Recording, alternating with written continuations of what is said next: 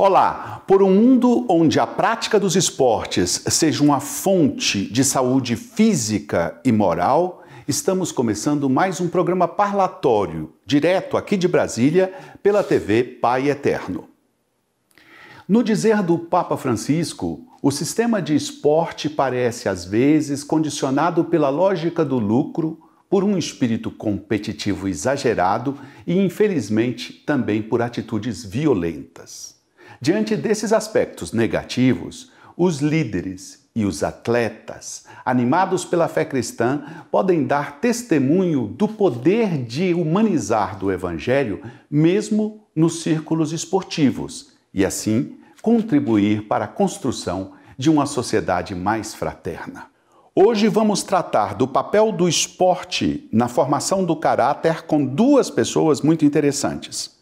Primeiro, vamos conversar com o maior jogador de basquete brasileiro, Oscar Schmidt. E depois, o nosso segundo convidado será o jornalista italiano Gianpaolo Limardi, que é especialista em futebol brasileiro na mídia esportiva italiana.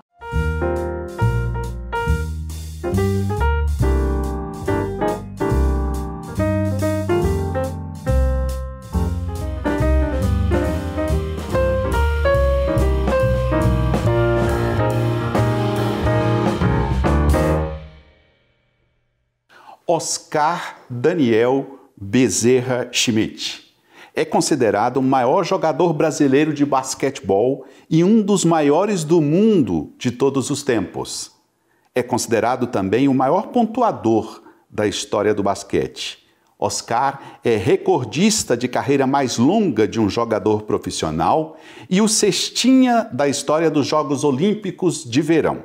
Atualmente, ele é palestrante de sucesso. Ele fala conosco da sua casa em Alphaville, em São Paulo. Oscar, é um prazer muito grande receber você aqui no nosso programa. E não tem como iniciar a nossa conversa de outro modo. Como foi para você a experiência vivida pelo mundo inteiro com uma pandemia que mudou nossa história recente? A pandemia tá pesada, viu? E só vai sair da pandemia quando tiver vacina. Isso eu tenho certeza absoluta. Não tem como ser diferente. Então você tem que cumprir as regras. Fica em casa, se higieniza o tempo todo. É assim que vai ter que ser. E nós somos soldados do Brasil aqui em casa. A gente está em casa desde que começou. A gente saiu pouquíssimas vezes, mas bem pertinho. Fui lá, peguei a comida, higienizei tudo. Entrou a comida dentro de casa. Quem trata de mim são meus filhos, eles que vêm, e a gente nem abraça os filhos, estão olhando como está esse negócio. Sim. Porque não pode. Entendeu? Agora o cara fala, mas eu tenho que trabalhar, então tá bom, vai trabalhar, volta correndo para casa, deixa o teu sapato lá fora, deixa a roupa lá fora, alguém vai botar para lavar essa roupa, alguém vai higienizar teu sapato. Entendeu? Tem que ser assim mesmo. E depois de higienizar o sapato também, fazer todo o processo de higienização. E a gente está cumprindo 100%. Certo. Oscar, você é considerado, com muita justiça, um dos maiores jogadores de basquete dos últimos tempos. Eu pergunto, este reconhecimento faz com que você tenha grandes responsabilidades diante das novas gerações? Trouxe, lógico. Eu não posso sair de casa. E quando eu não estou com vontade de ficar irritado, eu fico em casa. Assim ninguém me incomoda, eu fico em casa. Mas aqui onde eu moro, em Alphaville, é um lugar diferente, cara. Aqui, quando eu vou na padaria, a gente tem um grupo na padaria, né?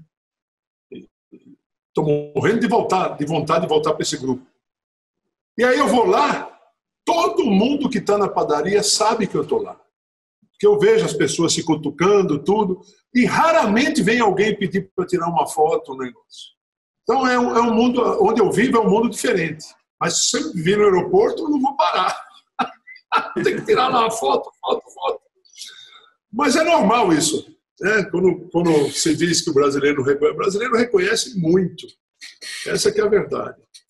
E eu estou nessa vida. Tem responsabilidade, claro que tem. Se eu abrir a boca, nossa, sai em todos os jornais do Brasil. Não é porque eu estou fazendo entrevista aqui com você que não vai sair, porque muita gente está vendo isso aqui. É verdade. Tomara! Olha, Oscar, eu queria te perguntar o seguinte. O esporte, em geral, parece ser um entretenimento para quem vê, para quem assiste, mas um trabalho bastante árduo e cheio de privações para quem pratica o esporte. Você teve uma carreira de muitos sacrifícios? Mas nunca me pesou esse sacrifício, porque eu adorava treinar, sobretudo treinar, que é o pesado do esporte, é você treinar, sobretudo treinar sozinho, né? E nunca me pesou isso, eu sempre treinei muito, desde os 13 anos de idade, quando eu comecei a jogar basquete, que eu já fazia meus arremessos sozinho. Nós viemos de uma família assim, se não for o melhor, tem que estar batendo no melhor, tem que estar ali colado no melhor. Eu treinei sempre para ser o melhor. Não significa que eu fui, provavelmente eu não fui o melhor, mas eu treinei para ser o melhor. Isso que eu acredito no treinamento. Basquete é quase uma matemática, é um buraco que cabe exatamente 2 bolas. Se você não treinar, você não vai meter bola. Essa aqui é a verdade. Quando você vê, por exemplo, o Golden State, os meninos lá treinam muito. E se não machucam os 3 jogadores, era 4-0 a final de novo. Entendeu? E o técnico deles pergunta para o jornalista assim: vocês lembram da geração do Oscar? A gente joga igualzinho a eles. A gente fazia isso 30 anos antes. Certo. Normalmente se pensa que o caráter de uma pessoa é percebido pelo conjunto da vida dessa pessoa. O que ela pensa, como ela sente, como ela age e reage diante dos outros. Você considera que o esporte é uma boa escola para a formação do caráter? Sem dúvida. O esporte ensina muito. Não só para o esportista, ensina para tudo. As lições do esporte vão bem em qualquer lugar. Tanto que hoje eu vivo de fazer palestras, né? Nesse período aqui, não estou fazendo nenhuma. Então, estou deixando de ganhar dinheiro. Estou cumprindo a minha meta sabendo que isso vai passar. E daí lá na frente eu recupero. Então, as lições do esporte servem para qualquer pessoa. Muito lindo o esporte, porque você trabalha, e às vezes você não ganha, às vezes você perde mesmo trabalhando. E você tem que levantar de novo. O esporte proporciona isso, de você cair e poder levantar de novo. Então, aprendi muito com o esporte foi minha vida toda. E o talento, para mim, só existe se você treinar. Senão, não tem talento. Essa é a verdade. Tem razão. A cultura predominante que nós temos hoje, ela tem a tendência de nos levar a acreditar, Oscar, que o objetivo de um atleta seja a fama e a riqueza. Você acha que esses 2 objetivos sustentam uma vida de muita disciplina? Claro que não. Eu vi momentos em que não se ganhava dinheiro. Era só pelo prazer que a gente jogava. E a gente ouvia a convocação. Será que eu vou ser convocado para a seleção brasileira? Ficava nervoso. Pensa, os caras falavam, mas você está dentro. Os caras, está dentro para você. Para mim, eu não sei se eu estou dentro. Então, eram tempos que a gente ganhava um dinheiro. O que eu vou fazer com esse pouquinho que eu ganho aqui? Aí eu falava, vou tentar comprar um apartamento. Aí ficava pagando. Depois que eu acabava de pagar, eu falei, agora eu acho que eu vou comprar uma sala. Tudo isso pensando na aposentadoria, de ter imóveis para alugar os imóveis e ter o dinheiro desse aluguel. Agora eu vou comprar uma sala. Aí pagava. Aí quando acabava de pagar a sala, agora eu vou comprar outro apartamento. Era assim, cara. Mas pelo menos dava para fazer alguma coisa. Hoje, os caras, num ano que joga, já ganharam muito mais que eu ganhei na minha carreira toda.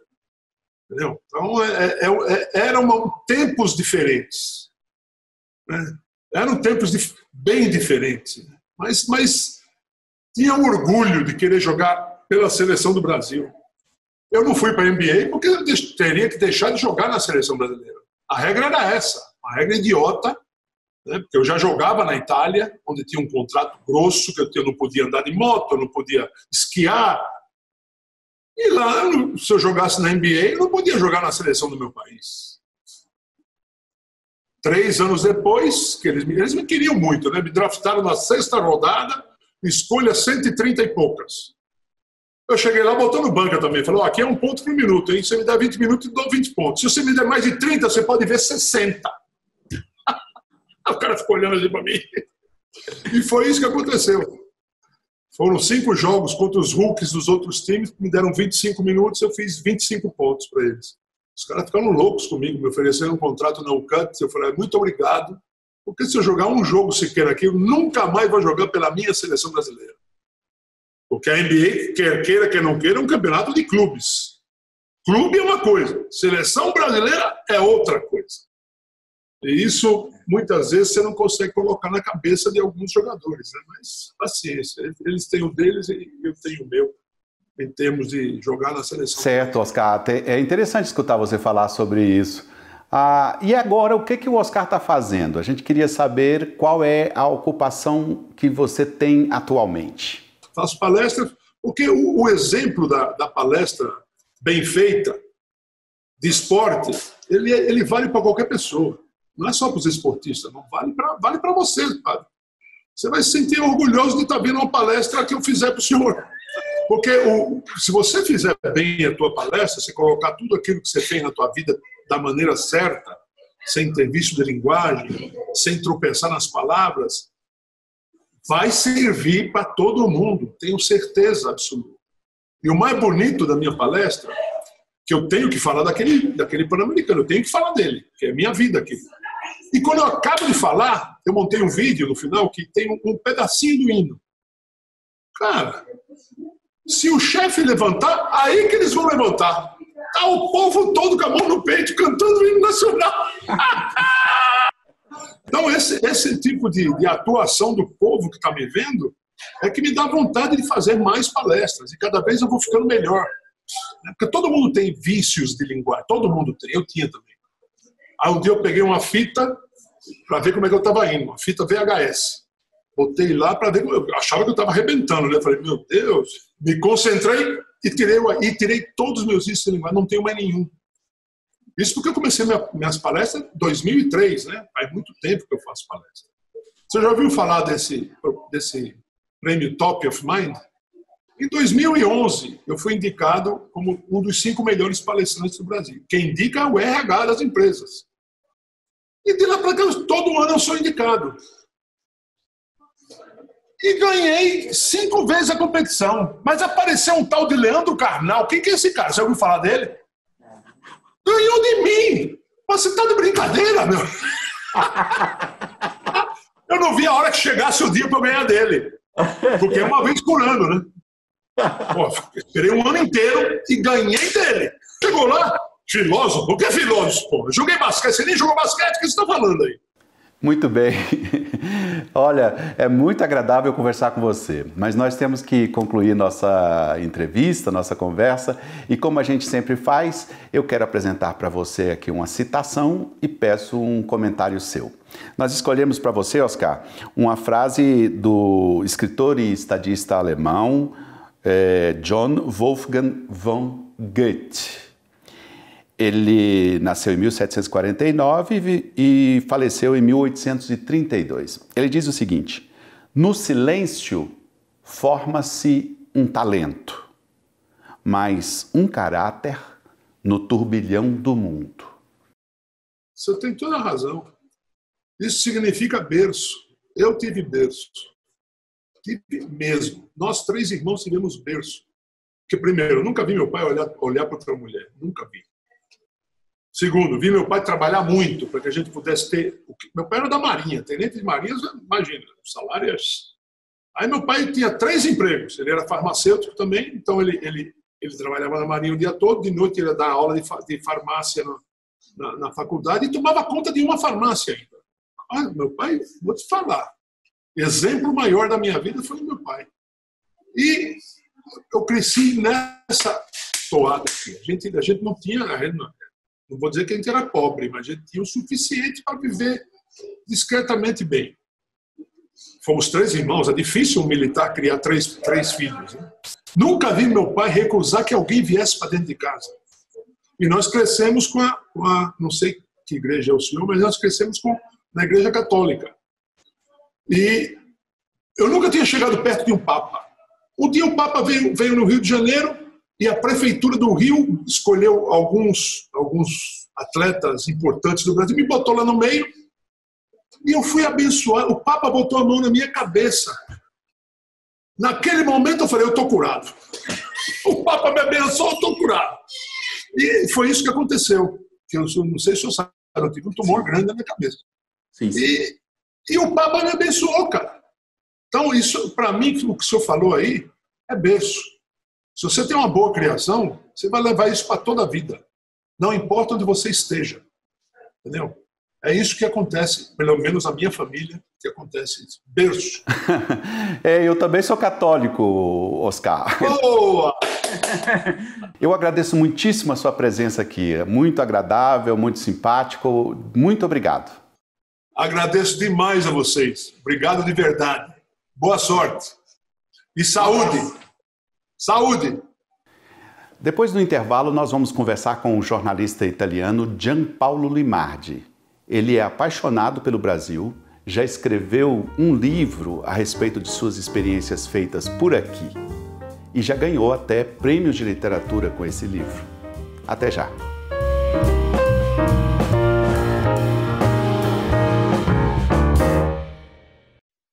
O que você faria por amor? Faria promessas? Abriria mão de si mesmo?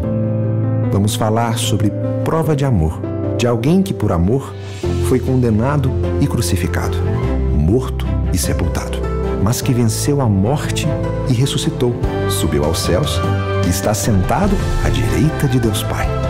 Retribua o amor de quem doou a própria vida por você.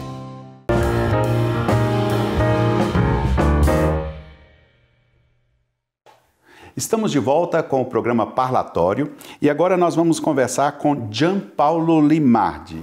Ele é um jornalista italiano especializado em esportes e que cobre futebol há muitos anos. Ele tem um conhecimento profundo do cenário brasileiro. Ele nasceu em Roma e tem 2 filhos pequenos.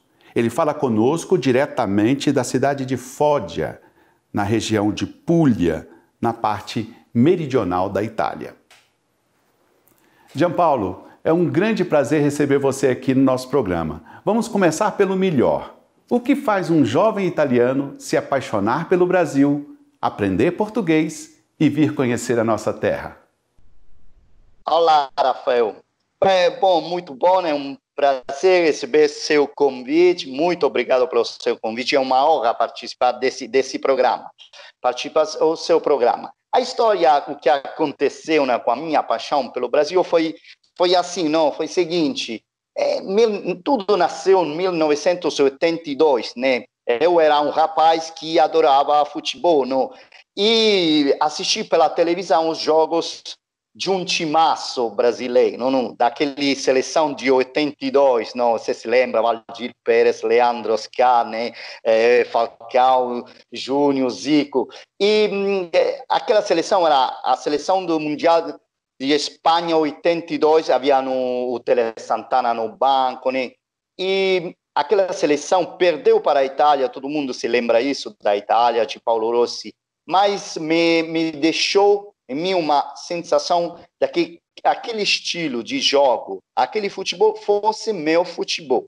E daí comecei a apaixonar-me pelo Brasil todo e encontrei também você. Você foi minha guia para entrar nesse maravilhoso mundo do Brasil. Eu fiz 3 viagens, você se lembra, né? A primeira em 97, a última em 2002, logo depois da conquista do Penta, falando de seleção, né? E descobri um universo, assim, como dizemos dizer, deslumbrante, um ponto de vista muito diferente respeito ao qual a gente estava acostumado aqui na Itália, uma humanidade marcante. E por isso, né, tudo isso me trouxe algumas experiências únicas e amizades fortes, né, que ainda guardo com carinho até hoje.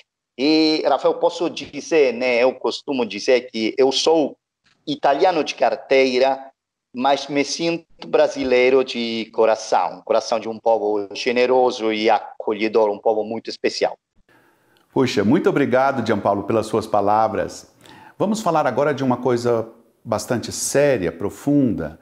Nossos países viveram um drama enorme com a pandemia, levando milhares de irmãos nossos.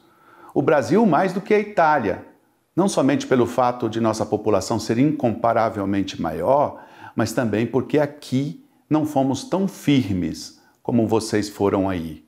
Que sentimento você experimentou com a sua Itália e com o nosso Brasil nesta pandemia?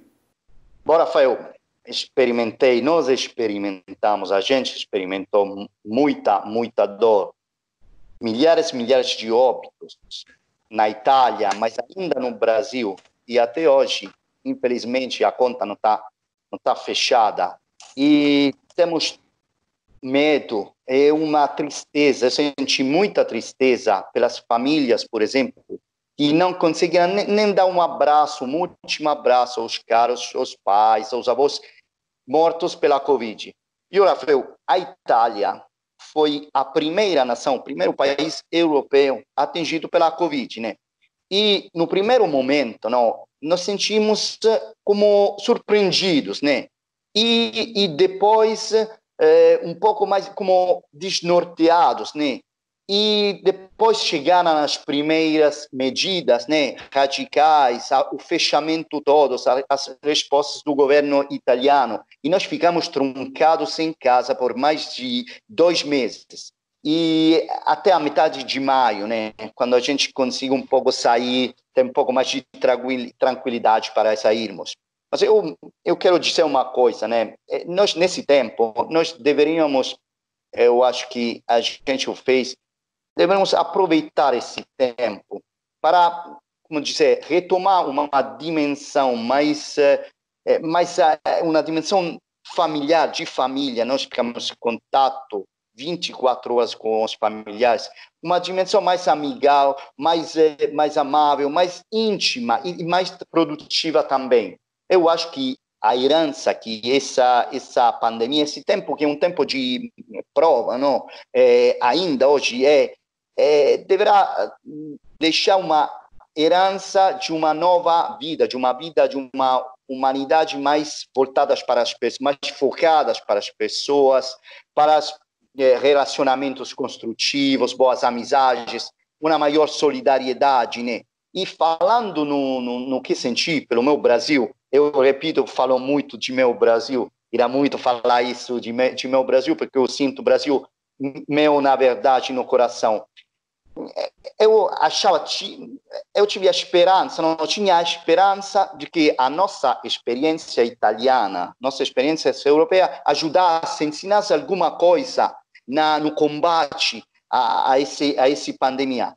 Mas, infelizmente, vejo ainda hoje que muitas, como dizer, oportunidades para aprender foram desperdiçadas pelo Brasil por causa, eu acho, das polêmicas políticas, enfim, o que aconteceu.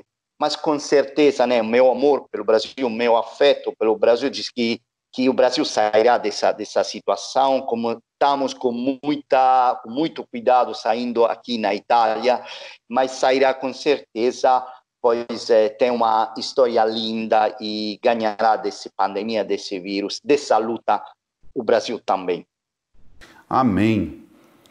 Olha, Gianpaolo, hoje na primeira parte aqui do programa nós conversamos com um atleta que você conhece, o Oscar Schmidt, jogador de basquete. Ele foi ídolo também aí na Itália. E nós falamos com ele sobre a importância do esporte na formação do caráter de uma pessoa. Como é que você avalia esse tema?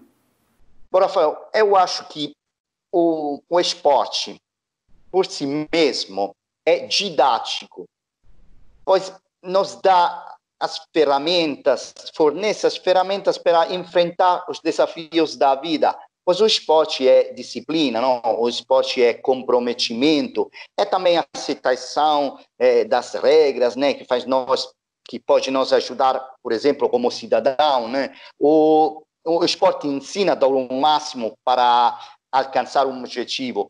Em particular, eu acho que os esportes nós chamamos de coletivos, não? Onde há um time que trabalha junto, onde há companheiros que se dedicam ao mesmo objetivo. Eles são ainda mais formativos, não? Pois estimulam esse conceito de coletividade, de respeito pelos companheiros, de ajuda mútua.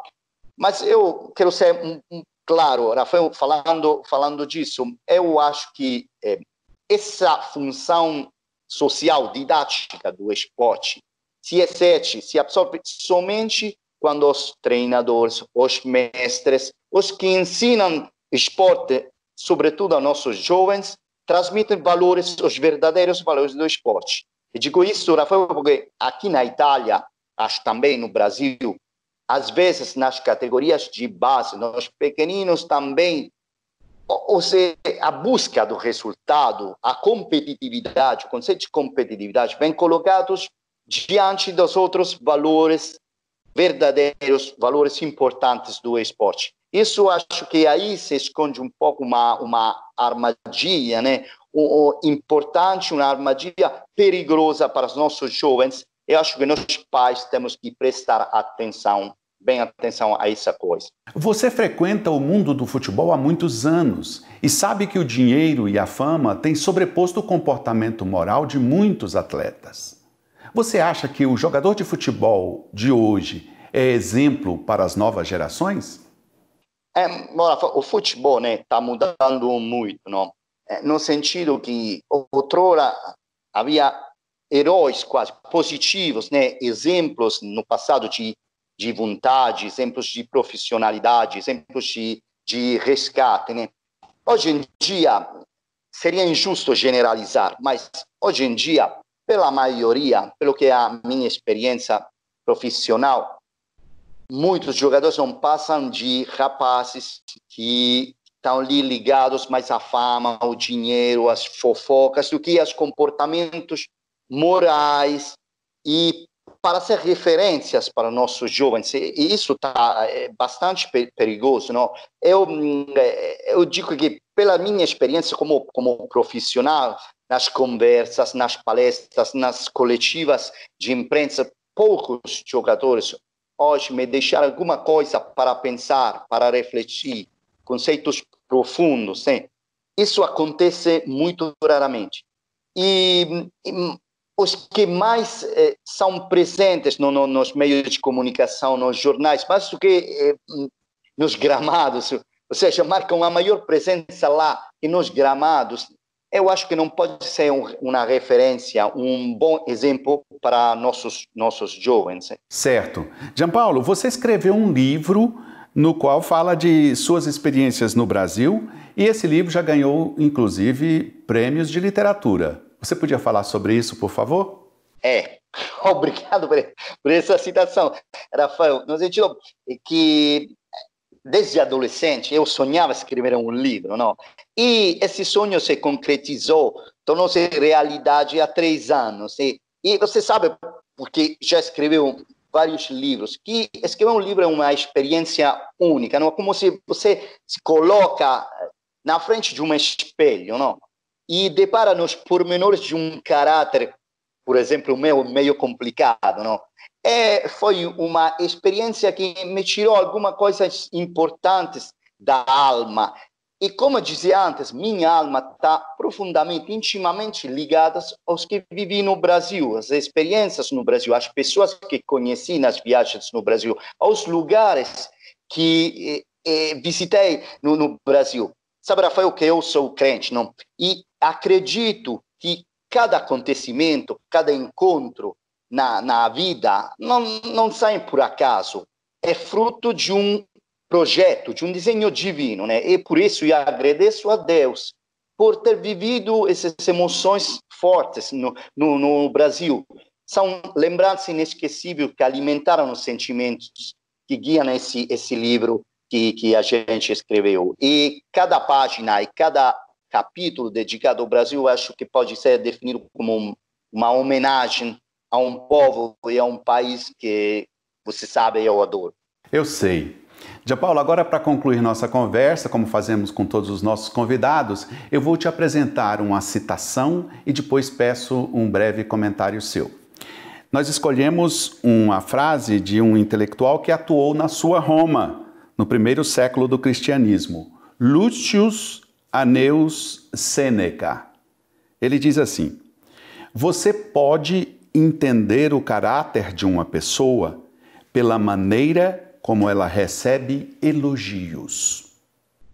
Bom, Rafa, é interessante essa citação, né? No sentido que na linguagem, eu cuido normalmente com esporte, né? Na linguagem desportiva, nós estamos acostumados a dizer, costuma-se dizer que uma pessoa, o traço moral de uma pessoa se vê mais na vitória que na derrota. E isso para mim é um pouco parecido, não? Ou seja, os grandes são aqueles que se fazem pequenos, e os pequenos são aqueles que pensam em serem grandes.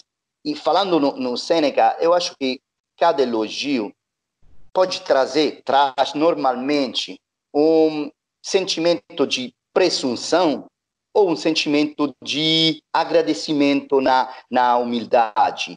E a presunção faz nós pequenos, a humildade faz nós grandes, pois a humildade acho, a palavra mais próxima da humanidade. E a humanidade, para mim, é o traço moral mais alto de uma pessoa. A humanidade é o traço moral mais alto de uma pessoa. Muito obrigado. Obrigado mesmo pela sua presença aqui no nosso programa. Muito obrigado para você. Um abraço enorme. Rezo sempre para você, para todo o meu Brasil. Força e que a gente pode encontrar daqui a pouquinho de novo, abraçando. Olá, Rafael. Muito obrigado pelo convite aí. Eu agradeço também a você que nos deu a honra de acompanhar o programa de hoje. Obrigado e até a próxima.